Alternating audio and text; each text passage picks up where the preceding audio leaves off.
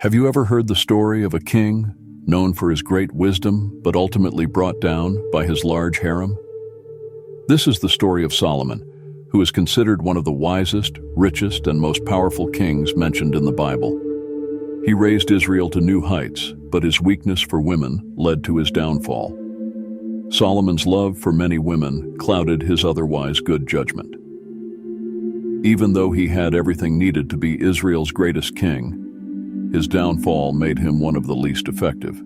Gifted with divine wisdom, Solomon turned Israel into a strong kingdom, flourishing with wealth and wide-ranging trade. However, his harem, with 700 wives and 300 concubines from all over the world, was his undoing.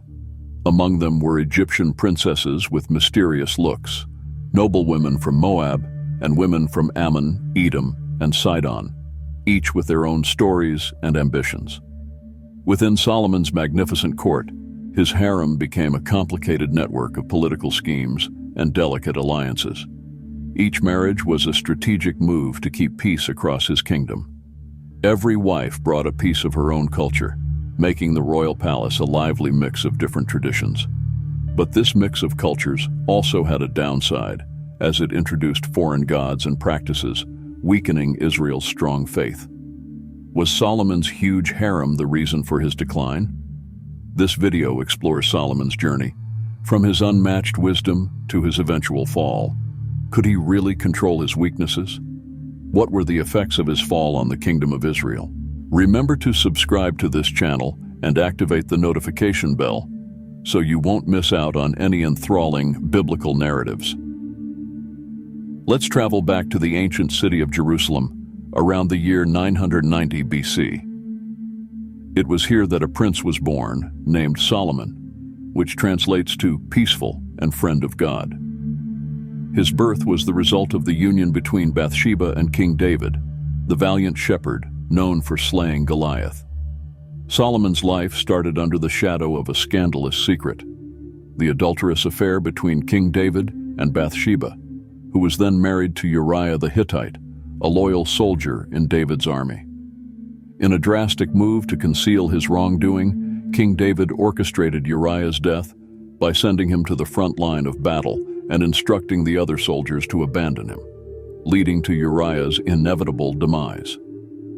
Yet the divine gaze was not obscured by the king's schemes. The death of David and Bathsheba's first son was perceived as divine retribution for the adultery. Despite this heartbreak, God's compassion prevailed.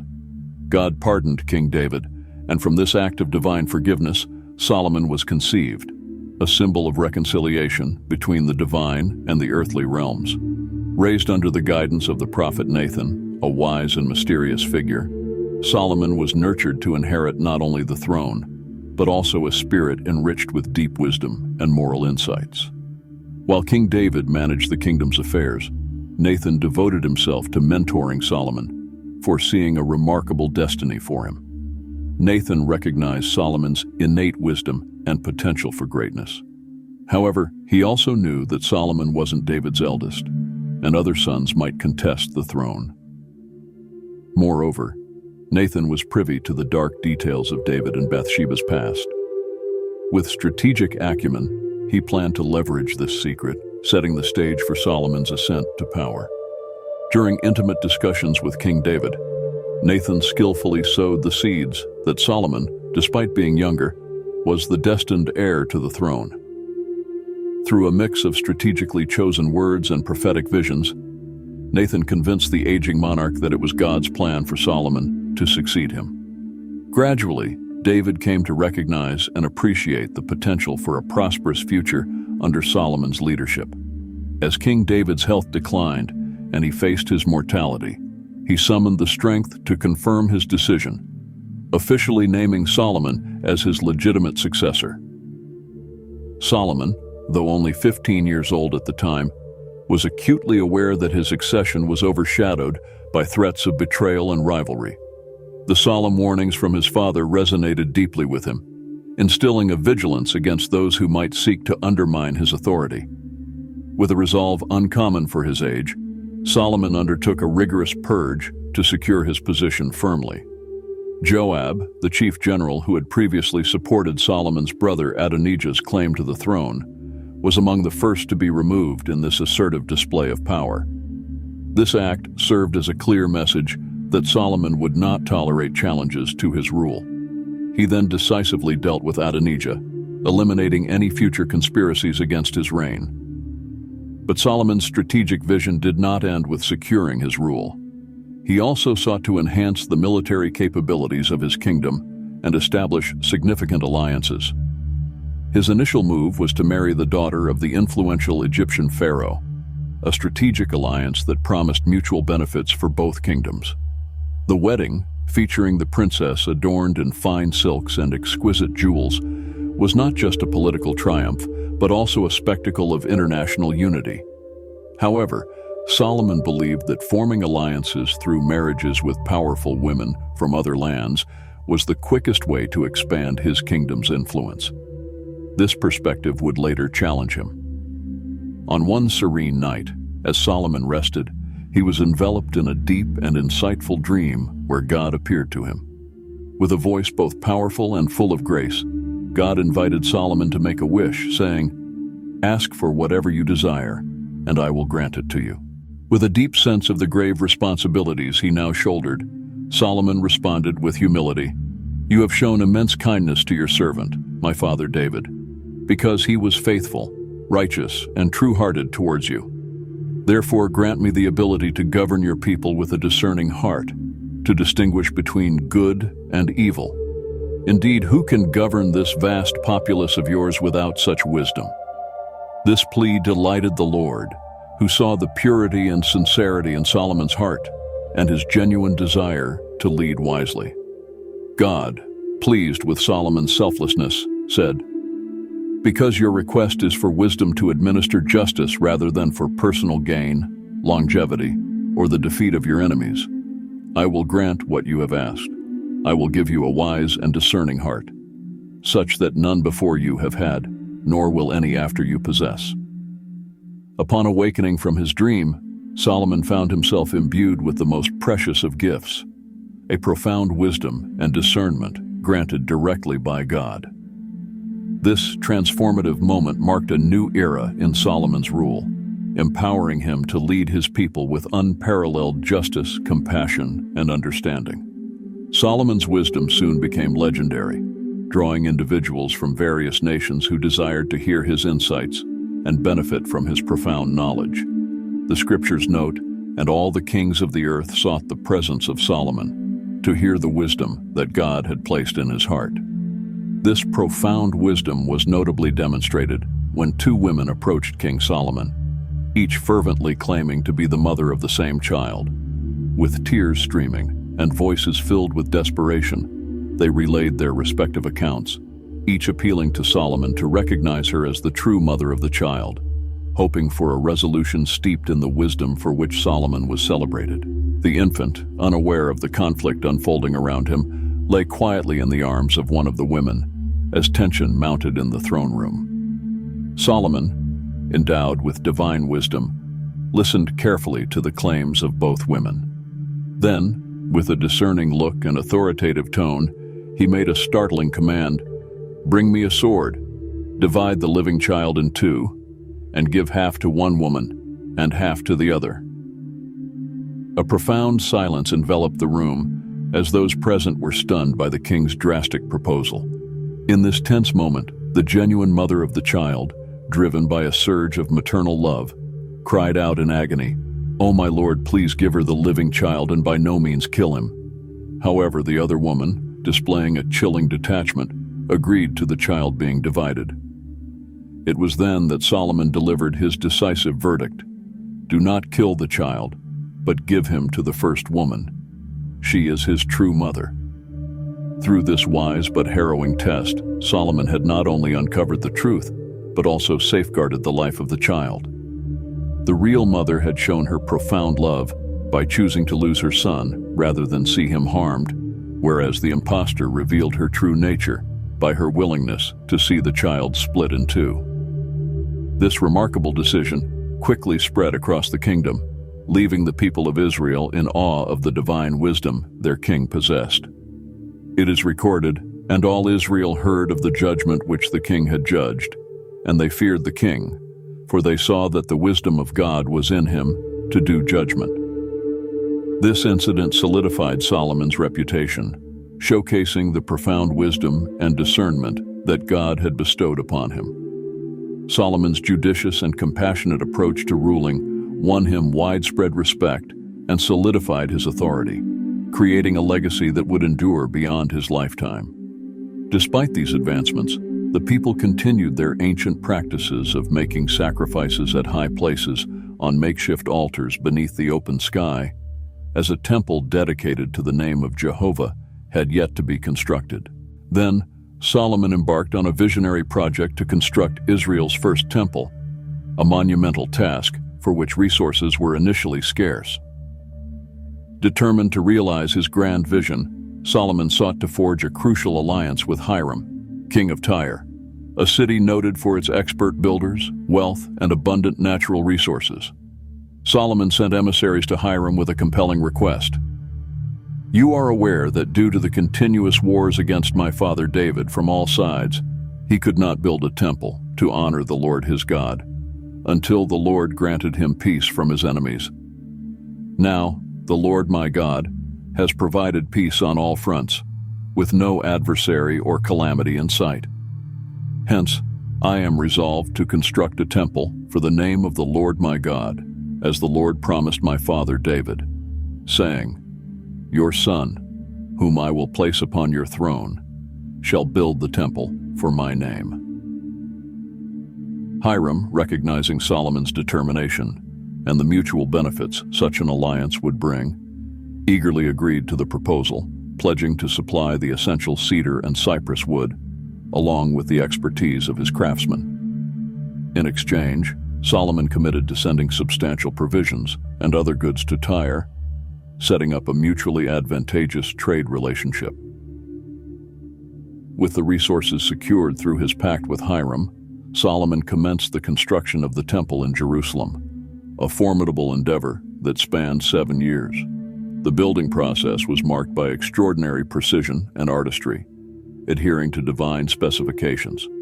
Scripture details that the temple King Solomon constructed for the Lord measured 60 cubits in length, 20 cubits in width, and 30 cubits in height. Every aspect of the temple's design was meticulously planned and executed, from its foundation to its intricate decorations. The interior walls were clad in cedar wood, and every surface was adorned with pure gold, creating a sanctuary of breathtaking magnificence. Thus, Solomon completed the temple, roofing it with beams and cedar planks. He also constructed side chambers along the length of the temple, each 5 cubits high, secured to the temple walls with cedar beams. However, Solomon's architectural ambitions extended beyond the temple itself. For 13 years, King Solomon devoted himself to building his royal palace, a splendid edifice that symbolized his sovereignty and affluence. It took the same duration to complete as his temple, underscoring his dedication to creating a residence as magnificent as the sanctuary he built for the Lord. Solomon's palace was a triumph of architecture, featuring expansive halls, towering columns, and verdant gardens, all meticulously designed to showcase his regal status and immense wealth. The structures, from the outer facades to the grand courtyard, were constructed using premium quality stone. These stones were precisely cut and polished, ensuring that both the interior and exterior surfaces mirrored the opulence the king epitomized. The completion of the temple in Solomon's palace not only reshaped Jerusalem's skyline, but also cemented Israel's status as an economic and cultural powerhouse. Consequently, news of Solomon's wisdom and prosperity spread rapidly across kingdoms and continents. Monarchs and dignitaries from afar were drawn to witness the splendor of Israel under Solomon's rule. Among these was the Queen of Sheba, who stood out due to her boldness and curiosity. Captivated by the tales of Solomon's achievements, she embarked on a formidable expedition to Jerusalem. Accompanied by a lavish caravan bearing exotic gifts, she aimed to challenge Solomon with hard questions to ascertain if his reputed wisdom was genuine. Solomon, with his sharp intellect and God-given insight, responded to all her inquiries with such precision and depth that it left the Queen of Sheba utterly astounded. She confessed to the king, "The reports I heard in my own country about your achievements and your wisdom were true, yet I did not believe them until I arrived here and saw with my own eyes. Indeed, not even half of your wisdom and prosperity was told to me. Your reality surpasses the reputation I had heard." But Solomon's wisdom was only one facet of his legendary stature. His immense wealth and the grandeur of his kingdom were equally extraordinary, leaving a lasting impression on all who visited. Gold, silver, and a multitude of precious stones were plentiful in Solomon's realm, symbolizing the kingdom's immense prosperity. His throne, an extraordinary work of art, was crafted from ivory and overlaid with pure gold, epitomizing the luxurious wealth of his dominion. This prosperity was evident throughout the kingdom, as trade thrived, and prosperity was evident in every corner of his territory. Each of King Solomon's drinking cups, as well as all the furnishings in the house of the Forest of Lebanon, were made exclusively of gold. In Solomon's era, silver was so common that it was deemed less valuable and not used for royal artifacts. Beyond his political and economic achievements, Solomon was also a spiritually inspired author. His contributions to biblical texts, namely Proverbs, Ecclesiastes, and the Song of Songs, stand as pillars of spiritual literature, offering timeless wisdom, deep existential insights, and an exaltation of romantic love. In the book of Proverbs, Solomon dispensed sage advice that has guided countless generations. "The fear of the Lord is the beginning of knowledge, but fools despise wisdom and instruction." In Ecclesiastes, he pondered the ephemeral nature of worldly pursuits and underscored the ultimate purpose of life. Now all has been heard. Here is the conclusion of the matter. Fear God and keep his commandments, for this is the whole duty of mankind. The Song of Songs beautifully articulates the powerful and enduring nature of love. "Set me as a seal upon your heart, as a seal upon your arm, for love is strong as death, jealousy is cruel as the grave. Its flashes are flashes of fire, a most vehement flame." Therefore, Solomon's reign was distinguished not only by his astute governance and unmatched prosperity, but also by his profound contributions to religious and poetic literature. These writings continue to enlighten and inspire, serving as a testament to the depth of his wisdom and spiritual insight. Nevertheless, Solomon's story is also marked by significant personal failings. He succumbed to temptations that would ultimately lead him down a path of decline. Despite warnings from God, Solomon's heart was captivated by his numerous foreign wives, leading him to accumulate an unprecedented harem of 700 royal wives and 300 concubines. This decision not only compromised his spiritual integrity, but also diverted his kingdom from its prosperous trajectory, overshadowing his wise and prosperous reign with a serious lapse in judgment that would mar his legacy. King Solomon's opulent palace, a sprawling complex of stone and cedar, concealed within its walls a secret as profound as his renowned wisdom, a harem of 1,000 women. This diverse collection ranged from Ethiopian princesses, whose skin glistened like polished ebony, to the daughters of pharaohs, whose eyes seemed to carry the deep secrets of the Nile. Each woman was a distinct universe, a narrative, a mystery that the king savored in unraveling and understanding. The palace corridors were alive with their laughter, whispered secrets, and melodious songs. These women were far from being mere ornaments in the royal court.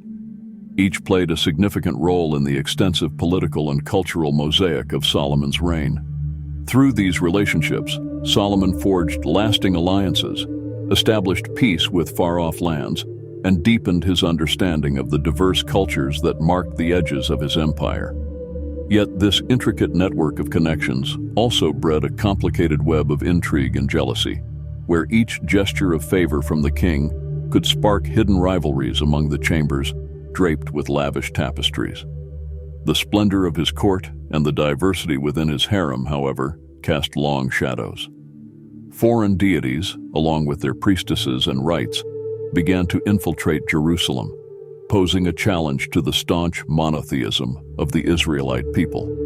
Statues dedicated to deities like Ashtoreth and Baal started to surface in prominent locations as Solomon, entangled in his international marriages, drifted further from the traditions of his forefathers. The same Solomon who had erected the magnificent temple in Jerusalem to honor the God of Israel now found himself constructing altars for Astarte, Milcom, and Moloch, gods revered by neighboring peoples. Idolatry seeped into his heart, obscuring his judgment and alienating him from the divine wisdom that had once defined his reign. Witnessing Solomon's deviation, the Lord was consumed with both wrath and sorrow.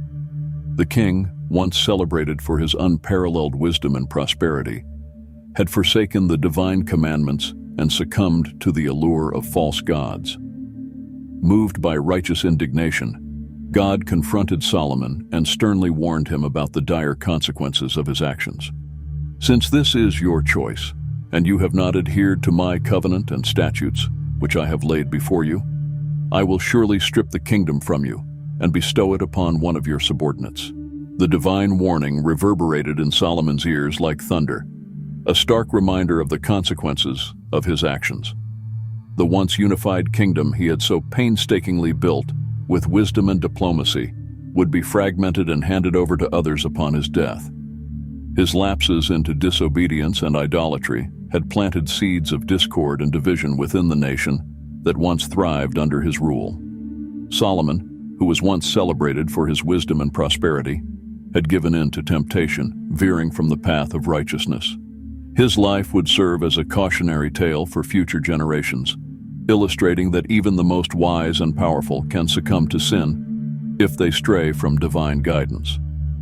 This is echoed in Proverbs, one of the books attributed to Solomon, which warns, "There is a way that seems right to a man, but in the end, it leads to death." Soon after, the ramifications of Solomon's idolatry and disobedience began to surface. Adversaries emerged, both from within and beyond the borders of his kingdom, eager to exploit the king's spiritual vulnerabilities for their gain.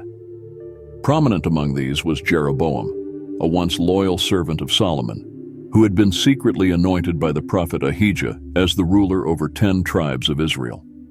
As foretold by Ahijah, "Take 10 pieces for yourself, for thus says the Lord, the God of Israel, Behold, I am about to tear the kingdom from the hand of Solomon and will give you 10 tribes."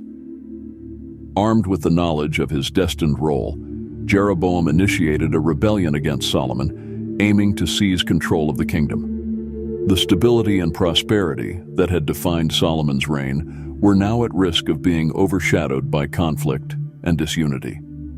However, in a profound moment of self-reflection and repentance, Solomon turned his heart back toward God, recognizing the emptiness of his idol worship and the transient nature of his earthly pursuits.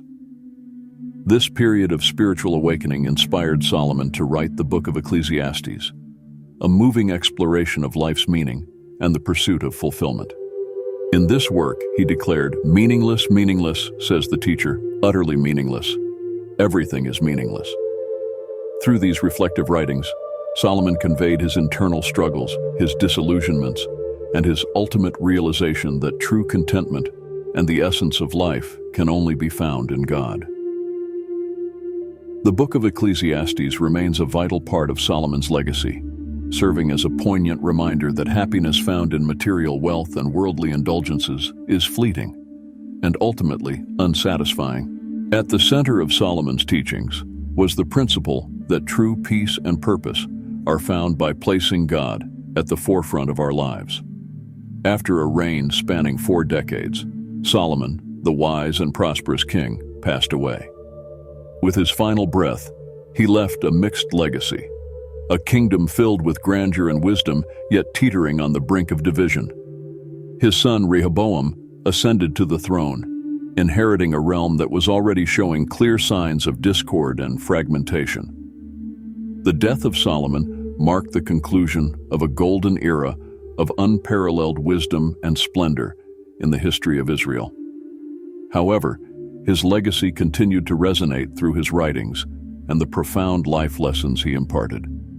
Despite his missteps and transgressions, Solomon remains a figure of immense historical significance, remembered for the wisdom and wealth that once captivated the world, and for his ultimate return to spiritual wisdom, emphasizing the importance of placing God at the center of our existence.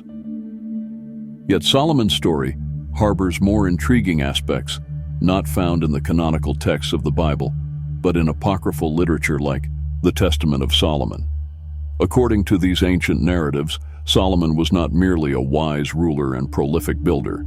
He was also endowed with a magical artifact known as the Ring of Solomon. This ring, reputedly bestowed upon him by the archangel Michael, endowed him with the power to summon, command, and banish demons. It is said that Solomon utilized these supernatural abilities to coerce demons into completing tasks and assisting in the construction of Jerusalem's temple. These legendary tales, rich with symbolic meaning, offer a deeper insight into the mythos surrounding Solomon, blending historical facts with cultural and religious allegory, and illustrating the complexities of his character in the broader tapestry of tradition and folklore. These stories underscore a broader cultural fascination with supernatural powers, attributing to Solomon abilities that extend far beyond his renowned wisdom and leadership, thereby enhancing his mythic stature.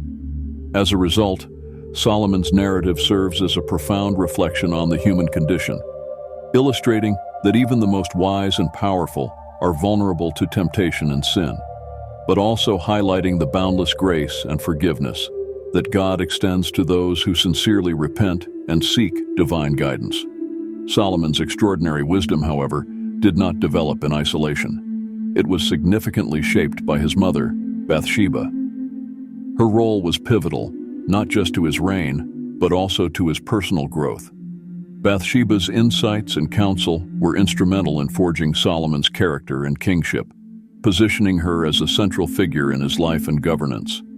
Yet Bathsheba's story is also tinged with the themes of lust and power that plagued both Solomon and his father, King David. Her narrative serves as a reminder of the complex interplay between authority and desire, and how these forces can both forge and destabilize rulers. By exploring Bathsheba's influence and her own story, we can gain deeper insights into the dynamics that shaped Solomon's life and reign. To delve further into Bathsheba's impactful role and the challenges it presented, viewing the dedicated video on her life will reveal how she not only shaped a king's wisdom, but also personified the very struggles that affected him deeply.